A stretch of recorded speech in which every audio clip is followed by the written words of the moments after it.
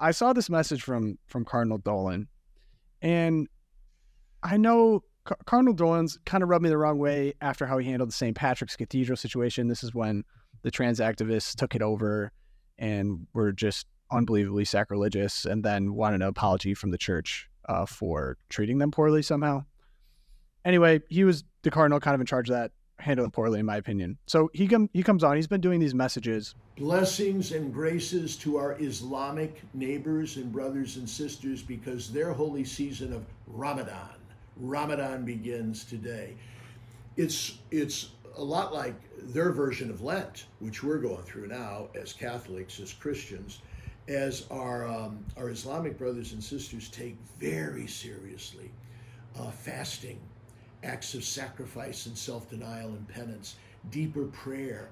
Boy, they take that very, very seriously during this month of Ramadan. They're a good example to us as we're on our Lenten journey to kind of be in solidarity with our Islamic brothers and sisters. For maybe my first issue is like Ramadan and Lent aren't the same. We might fast, but for very different reasons. And I don't think him saying like, oh, let's look at those Muslims, they take it very seriously. That's the part that frustrated me, yeah. Why wouldn't the inspiration be like, all right, cling more to Christ, let's do Lent harder, he could have set more of an example instead of just let's step up our game, right? Exactly. And so I don't even have a problem. Actually, very little of my problem is with like sending goodwill to the Muslims. Like I'm all for their cultural traditions, this and that. But I just think the posture of it, be like, oh, let's look at them and get inspired. Like our fasting's for completely different reasons. We have completely different beliefs about Jesus Christ.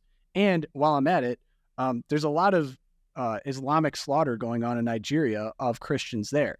So like, if you really want to get to it, and I want to be serious about my faith, like I don't think Muslims think very highly of us to the point where they've slaughtered Christians for so many years, up until the present day. And so I'm like, why are we spending our time saying that we're somehow in solidarity with them and that we should be like, oh, well, they're taking it really seriously, like you guys should take it more seriously too, in kind of a whiny, patronizing way? It would have been nice to get a really masculine, like, keep the faith. Like, let's take Lent seriously. Like, keep your eyes on the prize. Look for Easter, Christ's resurrection.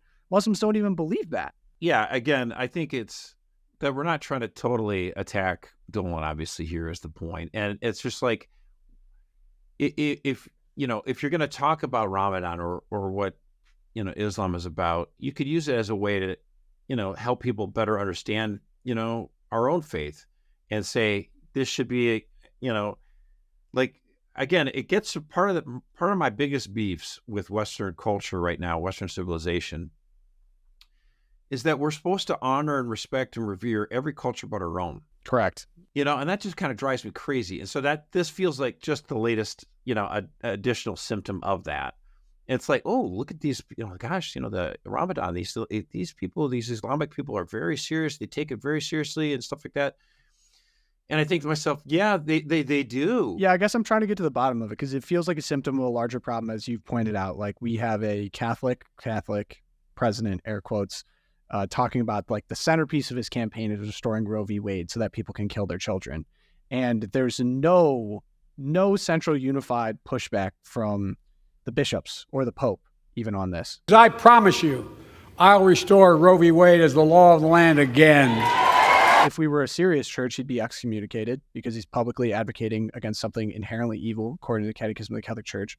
So it's like, I don't know if it's because there's so much inaction on that and shame in a lot of this, that they lack the moral clarity themselves to take themselves seriously, because we've just been so inconsistent when it comes to enforcing Catholic teaching, that we look at other places that seemingly are very devout and consistent, and we're like, oh, we almost wish we could have that. But in reality, we were that at one point, not long ago.